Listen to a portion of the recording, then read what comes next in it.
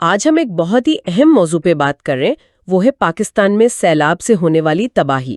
ہمارے پاس اظہر نیاز صاحب کی ایک کافی تفصیلی دستاویز ہے جو نہ صرف اس مسئلے کی جڑوں تک جاتی ہے بلکہ عملی حل بھی بتاتی ہے۔ تو آج ہم کوشش کریں گے کہ اس دستاویز میں جو معلومات ہیں ان کو سمجھیں اور اہم باتیں سامنے لائیں۔ جی بالکل، یہ دستاویز اصل میں ایک مکمل تصویر پیش کرتی ہے۔ اس میں موسمیاتی تبدیلی بھی ہے، انتظامی کمزوریاں بھی ہیں، انفراسٹرکچر کے مسائل، مطلب ہر پہلو کا احاطہ کیا گیا ہے۔ اور ہم یہ بھی دیکھیں گے کہ دنیا میں اس مسئلے سے کیسے نمٹا جا رہا ہے اور پاکستان کے لیے کیا سبق ہیں اس میں۔ تو آئیے ذرا گہرائی میں اس کا جائزہ لیتے ہیں۔ ٹھیک ہے، تو پھر شروع کرتے ہیں۔ دستاویز کا جو پہلا حصہ ہے وہ پاکستان میں یہ جو بار بار سیلاب آتے ہیں ان کی وجوہات بتاتا ہے، اور یہ بات واضح ہے کہ یہ صرف کوئی قدرتی آفت نہیں ہے، اس میں انسانی عمل دخل بھی بہت ہے۔ سب سے پہلے تو موسمیاتی تبدیلی کا ذکر ہے۔ یہ اب کوئی دور کی بات نہیں رہی، اس کے اثرات یہی نظر آ رہے ہیں۔ جی ہاں، اور دستاویز اس پر بہت زور دیتی ہے۔ دیکھیں، موسمیاتی تبدیلی نے مانسون کا جو پرانا سسٹم تھا اسے بالکل بدل دیا ہے۔ اب بارشیں ایک تو بہت شدید ہوتی ہیں اور دوسرا ان کا کوئی ٹائم ٹیبل نہیں رہا، کبھی بھی کتنی بھی ہو جاتی ہیں۔ پاکستان میں پچھلے کچھ سالوں میں ریکارڈ توڑ بارشیں ہوئی ہیں، اور ساتھ ہی شمال میں گرمی بڑھنے سے گلیشیئرز بہت تیزی سے پگھل رہے ہیں۔ تو یہ دونوں چیزیں مل جاتی ہیں، شدید بارش کا پانی اور گلیشیئرز کا پانی، دریاؤں میں پانی خطرناک حد تک بڑھ جاتا ہے۔ یہ ایک طرح سے ڈبل مسئلہ بن گیا ہے۔ یعنی قدرت کا نظام بھی بدل رہا ہے اور شاید ہمارے اعمال بھی شامل ہیں۔ اچھا، دستاویز میں ایک اور بات ہے جو شاید زیادہ سامنے کی ہے۔ یہ جو دریاؤں کے کناروں پر اور جو سیلابی علاقے ہوتے ہیں وہاں جو بغیر سوچے سمجھے تعمیرات ہو جاتی ہیں، یہ بظاہر ایک مقامی مسئلہ لگتا ہے، لیکن اس کا اثر کتنا بڑا ہے؟ اس کا اثر بہت ہی بڑا اور تباہ کن ہے۔ اصل میں دیکھیں، دریاؤں کے اپنے قدرتی راستے ہوتے ہیں، ان میں وہ کھلے میدان بھی شامل ہیں جہاں سیلاب کا فالتو پانی پھیل جاتا ہے، انہیں فلڈ پلینز کہتے ہیں۔ دستاویز کہتی ہے کہ جب ان قدرتی راستوں پر، ان میدانوں میں مکان، دکانیں، مارکیٹیں بن جاتی ہیں تو پانی کے گزرنے کی جگہ تنگ ہو جاتی ہے۔ اچھا، جی، یہ بالکل ایسے ہے جیسے آپ ایک کھلے پائپ کو آگے سے دبا دیں، پانی رکتا ہے، پیچھے دباؤ بڑھتا ہے اور پھر وہ کناروں سے باہر نکلتا ہے، اوور فلو کرتا ہے اور سیدھا انہی آبادیوں میں گھس جاتا ہے جو اس کے راستے میں بنی تھیں۔ اور یہ صرف غیر قانونی تعمیرات نہیں، کبھی کبھار سرکاری منصوبوں میں بھی منصوبہ بندی کی غلطیاں ہوتی ہیں۔ تو یہ انسان خود ہی پانی کا راستہ روک رہا ہے۔ اسی سے جڑی ایک اور بات ہے دستاویز میں، جنگلات کی کٹائی۔ عام طور پر تو ہم اسے الگ مسئلہ سمجھتے ہیں، ماحول کا، لیکن دستاویز اسے سیدھا سیدھا سیلاب سے جوڑ رہی ہے۔ یہ کیسے؟ جی، یہ تعلق بہت گہرا ہے۔ دیکھیں، درخت اور جنگل جو ہیں وہ قدرتی طور پر سیلاب سے بچاؤ کا کام کرتے ہیں۔ ان کی جڑیں مٹی کو پکڑ کر رکھتی ہیں تو زمین کٹاؤ سے بچی رہتی ہے، اور اس سے بھی اہم یہ کہ جنگل کی زمین، پتے، جھاڑیاں، یہ سب پانی کو تیزی سے بہہ جانے نہیں دیتے بلکہ اسے جذب کرتے ہیں۔ اچھا، دستاویز میں واضح لکھا ہے کہ جب بڑے پیمانے پر جنگل کاٹے جاتے ہیں تو زمین ایک تو ننگی ہو جاتی ہے، پھر اس میں پانی جذب کرنے کی صلاحیت بہت کم رہ جاتی ہے۔ نتیجہ، پانی کا پانی فوراً زمین کی سطح پر بہتا ہے، ساتھ مٹی بھی لے جاتا ہے اور تیزی سے ندی نالوں اور دریاؤں میں پہنچ جاتا ہے۔ اس سے دریاؤں میں اچانک پانی بہت بڑھ جاتا ہے، پہاڑی علاقوں میں تو یہ اور بھی خطرناک ہے۔ یعنی جنگلات کم ہونے سے سیلاب کا پانی زیادہ بھی ہو جاتا ہے اور تیز بھی۔ سمجھ آئی۔ اچھا، اب آتے ہیں انفراسٹرکچر کی طرف۔ ہمارے ڈیم، براز، نہری نظام، دستاویز اس بارے میں کیا کہتی ہے؟ کیا یہ کم ہے ہمارے پاس یا ان کا انتظام ٹھیک نہیں؟ دستاویز کے مطابق یہ دونوں ہی مسئلے ہیں۔ ایک طرف تو پاکستان میں پانی کو ذخیرہ کرنے اور اس کے بہاؤ کو کنٹرول کرنے کے لیے جتنے ڈیم اور بیراج ہونے چاہیے اتنے نہیں ہیں۔ خاص طور پر بڑے ڈیمز کی کمی ہے جو سیلاب کا زیادہ پانی اپنے اندر سما سکیں۔ دوسری طرف جو انفراسٹرکچر موجود ہے بھی، اس کی آپ کہہ لیں دیکھ بھال اور مرمت ٹھیک سے نہیں ہوتی۔ جی، بہت سے بیراج، نہروں کے بند یہ پرانے ہو چکے ہیں، اپنی پوری صلاحیت پر کام ہی نہیں کر رہے۔ دستاویز یہ بھی بتاتی ہے کہ جب دیکھ بھال ٹھیک نہ ہو، مرمت وقت پر نہ ہو تو یہ ڈھانچے شدید بارشوں میں یا سیلابی ریلوں میں مؤثر نہیں رہتے، بلکہ بعض اوقات تو خود خطرہ بن جاتے ہیں۔ یہ تو بڑی تشویش کی بات ہے کہ جو ہے وہ بھی ٹھیک کام نہیں کر رہا۔ اور آخری وجہ جو دستاویز میں ہے وہ شہروں سے متعلق ہے، اور یہ شاید ہم سب کا روز کا تجربہ ہے، نکاسی آب کا خراب نظام۔ جی، اور یہ مسئلہ وقت کے ساتھ خاص طور پر شہروں کے بے ہنگم پھیلاؤ کی وجہ سے اور سنگین ہوتا جا رہا ہے۔ دستاویز کہتی ہے کہ زیادہ تر شہروں اور قصبوں میں بارش کے پانی کو نکالنے کا جو سسٹم ہے وہ یا تو ہے ہی نہیں، یا اگر ہے تو بہت ہی ناقص اور پرانا ہے۔ نالے، نالیاں، سیوریج لائنیں وہ اکثر کچرے سے، مٹی سے یا ناجائز قبضوں کی وجہ سے بند رہتی ہیں۔ نتیجہ یہ نکلتا ہے کہ تھوڑی سی بھی زیادہ بارش ہو جائے تو سڑکیں، گلیاں وہ ندی نالے بن جاتی ہیں، جسے ہم اربن فلڈنگ کہتے ہیں۔ اس سے نہ صرف زندگی مفلوج ہوتی ہے، مالی نقصان ہوتا ہے، بلکہ کبھی کبھی جانیں بھی چلی جاتی ہیں۔ تو یہ تو وجوہات کا ایک پورا جال ہے۔ موسم بدل رہا ہے، ہم نے دریاؤں کے راستے روکے، جنگل کاٹے، ہمارا انفراسٹرکچر کمزور ہے اور شہروں کا نظام ناکارہ۔ اب ذرا حل کی طرف دیکھتے ہیں، دنیا میں کیا ہو رہا ہے۔ دستاویز میں کچھ بین الاقوامی مثالیں ہیں۔ انفراسٹرکچر کے حوالے سے کیا سیکھا جا سکتا ہے؟ بین الاقوامی سطح پر خاص طور پر وہ ملک جو سیلاب کے خطرے سے زیادہ دوچار ہیں، وہاں انفراسٹرکچر پر بہت کام ہوا ہے۔ دستاویز میں جاپان، چین اور خاص طور پر نیدرلینڈز کا ذکر ہے۔ ان ممالک نے نہ صرف بہت بڑے اور جدید ڈیم بنائے ہیں جو پانی ذخیرہ کرتے ہیں، بجلی بناتے ہیں اور سیلابی پانی کو کنٹرول کرتے ہیں، بلکہ انہوں نے سیلاب سے بچاؤ کی پوری ایک ملی جلی حکمت عملی اپنائی ہے۔ نیدرلینڈز کا ڈیلٹا ورکس پروجیکٹ تو انجینئرنگ کا کمال سمجھا جاتا ہے۔ ڈیلٹا ورکس یہ کیا ہے؟ جی، 1953 میں وہاں ایک بہت تباہ کن سیلاب آیا تھا۔ اس کے بعد انہوں نے یہ پروجیکٹ شروع کیا۔ اس میں سمندری طوفانوں اور دریاؤں کے سیلاب دونوں سے بچاؤ کے لیے متحرک رکاوٹیں ہیں، یعنی اسٹارم سرج بیریئرز، ڈیم ہیں، دیواریں ہیں، ایک بہت ہی پیچیدہ اور مؤثر نظام ہے۔ یہ مثال ہے کہ اگر لمبی منصوبہ بندی ہو اور پیسہ لگایا جائے تو خطرات کو کیسے کم کیا جا سکتا ہے۔ ڈیلٹا ورکس واقعی متاثر کن ہے۔ اچھا، ایک اور تصور ہے فلڈ وے مینجمنٹ، یعنی دریاؤں کے جو سیلابی میدان ہیں انہیں خالی رکھا جائے۔ یہ سننے میں تو سادہ لگتا ہے، لیکن کیا یہ کام کرتا ہے؟ یہ بہت مؤثر حکمت عملی ہے، حالانکہ اس پر عمل کرنا سیاسی اور سماجی طور پر مشکل ہو سکتا ہے۔ اس کا بنیادی آئیڈیا یہ ہے کہ دریا کو اس کا قدرتی راستہ، اس کے پھیلنے کی جگہ واپس دی جائے، یعنی وہ علاقے جو پرانے وقتوں سے سیلاب میں ڈوبتے آئے ہیں انہیں نو ڈیولپمنٹ زون قرار دیا جائے، وہاں کوئی نئی تعمیر نہ ہو، اور جو پہلے سے بنی ہوئی ہیں انہیں آہستہ آہستہ وہاں سے ہٹایا جائے۔ دستاویز کے مطابق کئی ملکوں میں یہ ہو رہا ہے۔ اس سے یہ ہوتا ہے کہ سیلابی پانی کو محفوظ طریقے سے گزرنے کا راستہ مل جاتا ہے، اور آپ کے شہر، آپ کے کھیت وہ تباہی سے بچ جاتے ہیں۔ یہ ایک طرح سے فطرت کے ساتھ مل کر چلنا ہے، اس سے لڑنے کے بجائے۔ فطرت کے ساتھ ہم آہنگی اہم نقطہ ہے۔ اچھا، ٹیکنالوجی کا استعمال، ارلی وارننگ سسٹم یعنی پہلے سے خبردار کرنے کا نظام، یہ کیسے کام کرتے ہیں؟ کتنے مؤثر ہیں؟ ٹیکنالوجی نے تو اس فیلڈ میں بالکل انقلاب لا دیا ہے۔ دستاویز بتاتی ہے کہ جو جدید موسمیاتی سیٹلائٹس ہیں، طاقتور ریڈار سسٹم ہیں، کمپیوٹر ماڈلز ہیں، ان کی مدد سے اب کئی دن پہلے ہی شدید بارشوں اور ممکنہ سیلاب کا اندازہ لگانا ممکن ہو گیا ہے، اور یہ پیشگوئیاں وقت کے ساتھ زیادہ بہتر ہوتی جا رہی ہیں۔ کئی دن پہلے؟ جی، کئی دن پہلے۔ اور جاپان کی مثال بہت اہم ہے۔ وہاں نہ صرف پیشگوئی کا نظام بہت اچھا ہے، بلکہ اس خبر کو لوگوں تک پہنچانے کا طریقہ بھی بہت مؤثر ہے۔ خطرے کی صورت میں لاکھوں لوگوں کو ان کے موبائل فون پر فوراً الرٹ میسج بھیجے جاتے ہیں۔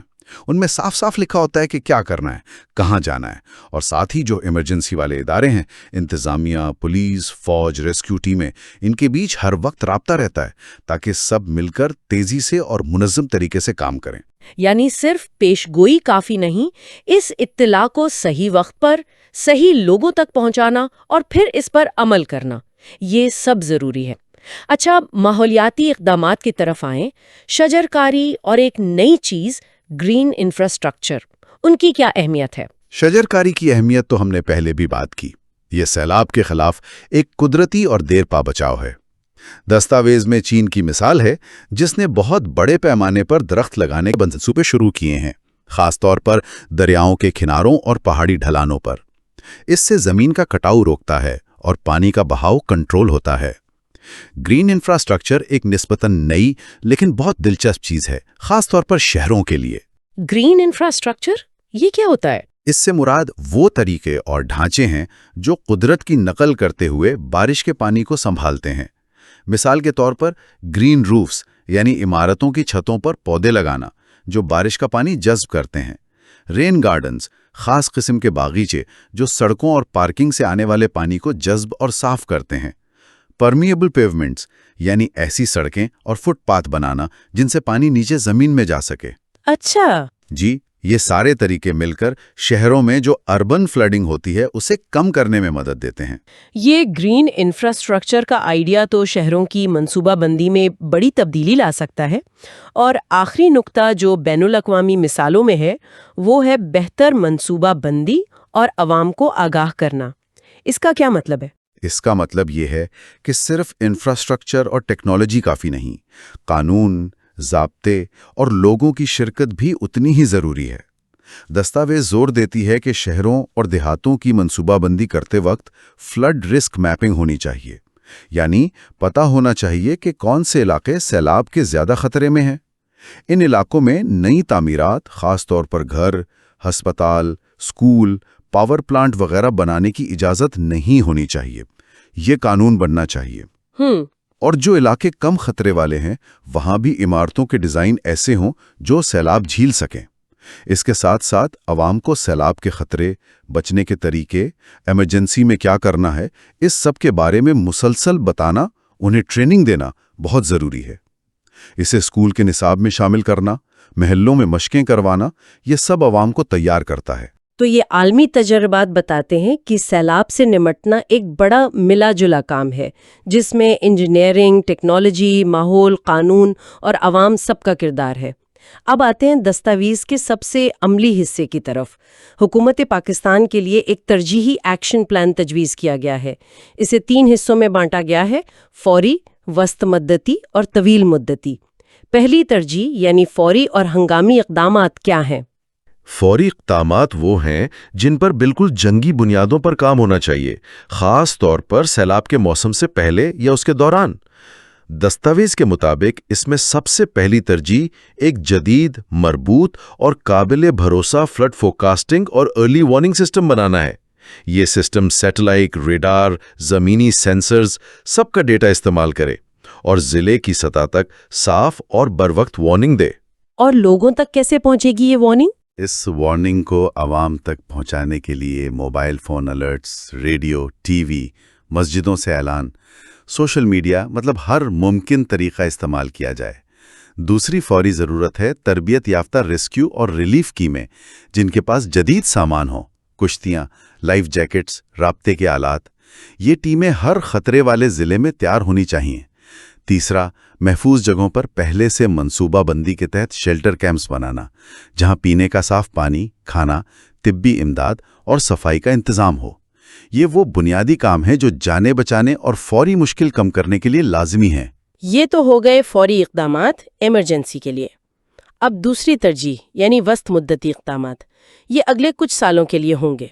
ان میں کیا ہے؟ وسط مدتی اقدامات کا مقصد ان بنیادی کمزوریوں کو ٹھیک کرنا ہے جو سیلاب کو زیادہ تباہ کن بناتی ہیں۔ دستاویز کہتی ہے کہ سب سے پہلا اور شاید سب سے مشکل قدم دریاؤں کے کناروں، قدرتی پانی کے راستوں اور سیلابی میدانوں سے ہر قسم کے ناجائز قبضے اور غیر منصوبہ بند تعمیرات ختم کرنا ہے۔ یہ تو بہت مشکل کام ہوگا۔ جی، یہ سیاسی اور انتظامی طور پر بہت بڑا چیلنج ہے، لیکن پانی کے قدرتی بہاؤ کو بحال کرنے کے لیے یہ ضروری ہے۔ دوسرا اہم قدم، جو موجودہ ڈیم، بیراج، نہریں اور حفاظتی بند ہیں، ان کی مکمل مرمت، بحالی اور اپ گریڈیشن، تاکہ وہ ٹھیک سے کام کر سکیں۔ اس کے ساتھ ساتھ پانی ذخیرہ کرنے کی صلاحیت بڑھانے اور بہاؤ کو بہتر بنانے کے لیے نئے چھوٹے اور درمیانے درجے کے ڈیم اور ذخائر بنانے کے لیے فیزیبلٹی اسٹڈیز اور منصوبے شروع کرنا۔ تیسرا، شہروں اور دیہاتوں میں نکاسی آب کے نظام کو بڑے پیمانے پر ٹھیک کرنا اور پھیلانا، اور نالوں، نالیوں، نہروں کی باقاعدہ صفائی کے لیے ایک پکا نظام بنانا۔ قبضے ختم کرنا، پرانے انفراسٹرکچر کو ٹھیک کرنا اور نیا بنانا، اور ڈرینیج سسٹم بہتر کرنا، یہ واقعی درمیانی مدت کے بڑے کام ہیں۔ اب آتے ہیں تیسری اور آخری ترجیح یعنی طویل مدتی اقدامات پر۔ ان کا مقصد کیا ہے اور ان میں کیا شامل ہے؟ خطرات اور موسمیاتی تبدیلی کے اثرات کا مقابلہ کرنے کے لیے زیادہ مضبوط یعنی ریزیلینٹ بنانا ہے۔ دستاویز کے مطابق اس میں سب سے اہم ہے ایک بہت بڑے پیمانے پر اور مسلسل چلنے والی قومی شجرکاری مہم، خاص طور پر دریاؤں کے کیچمنٹس ایریاز میں، پہاڑی ڈھلوانوں پر اور دریا کے کناروں پر۔ اس سے نہ صرف سیلاب کا خطرہ کم ہوگا بلکہ ماحول بھی بہتر ہوگا۔ دوسرا، زمین کے استعمال کی منصوبہ بندی یعنی لینڈ یوز پلاننگ اور شہری منصوبہ بندی کے قوانین میں بنیادی تبدیلیاں لانا۔ اس بات کو قانوناً یقینی بنانا کہ آئندہ کوئی بھی نئی رہائشی اسکیم، صنعتی علاقہ یا اہم سرکاری عمارت سیلاب کے زیادہ خطرے والے علاقوں میں نہ بنے۔ یعنی قانون سازی بھی ضروری ہے۔ جی بالکل۔ تیسرا، شہری علاقوں میں گرین انفراسٹرکچر کے منصوبوں کو، جیسے بارش کا پانی جمع کرنا، گرین روفز، رین گارڈنز، پرمیبل سطح ہیں، ان کو بڑے پیمانے پر فروغ دینا اور انہیں بلڈنگ قوانین کا حصہ بنانا۔ اور چوتھا اور شاید سب سے اہم، عوام میں آگاہی پیدا کرنا، تعلیم دینا اور رویوں میں تبدیلی لانا۔ سیلاب سے بچاؤ، موسمیاتی تبدیلی کے اثرات، پانی کا ذمہ دارانہ استعمال، ان سب کو تعلیمی نصاب کا حصہ بنانا اور میڈیا اور سماجی تنظیموں کے ذریعے عوام میں ان باتوں کا شعور مسلسل بلند رکھنا۔ تو یہ تھا اظہر نیاز صاحب کی دستاویز کا ایک تفصیلی جائزہ، اور اس میں جو ایکشن پلان دیا گیا ہے۔ ہم نے دیکھا کہ پاکستان میں سیلاب کا مسئلہ کتنا گہرا اور پیچیدہ ہے، جس کی جڑیں موسمیاتی تبدیلی سے لے کر ناقص منصوبہ بندی، کمزور انفراسٹرکچر اور انتظامی کوتاہیوں تک جاتی ہیں۔ اور ہم نے یہ بھی جانا کہ دنیا کیسے جدید ٹیکنالوجی، بہتر انجینئرنگ، ماحولیاتی حکمت عملیوں اور عوام کی شرکت سے اس چیلنج سے نمٹ رہی ہے۔ بالکل، اور یہ دستاویز بہت صاف طور پر یہ پیغام دیتی ہے کہ اس مسئلے کا کوئی ایک فوری یا آسان حل نہیں ہے۔ اس کے لیے ایک لمبی، مربوط اور کئی شعبوں پر مشتمل حکمت عملی چاہیے، جس میں وفاقی اور صوبائی حکومتیں، مقامی ادارے، ماہرین، نجی شعبہ اور سب سے بڑھ کر عوام، سب کو اپنا کردار ادا کرنا ہوگا۔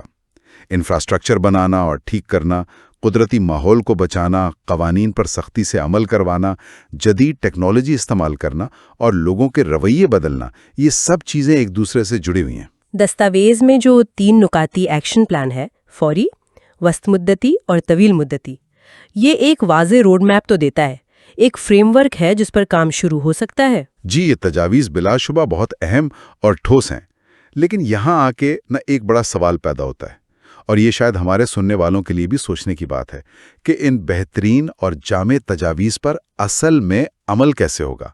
اس کے لیے کس قسم کا سیاسی عزم چاہیے؟ کتنے مالی وسائل درکار ہوں گے؟ تکنیکی صلاحیت کہاں سے آئے گی؟